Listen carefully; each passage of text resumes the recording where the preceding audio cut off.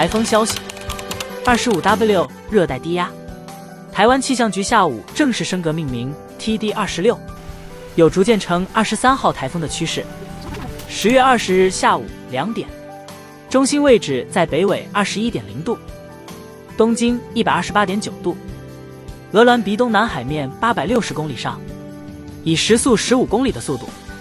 朝西南西向巴士海峡前进，中心气压1005帕，风力6级，中心时速55公里，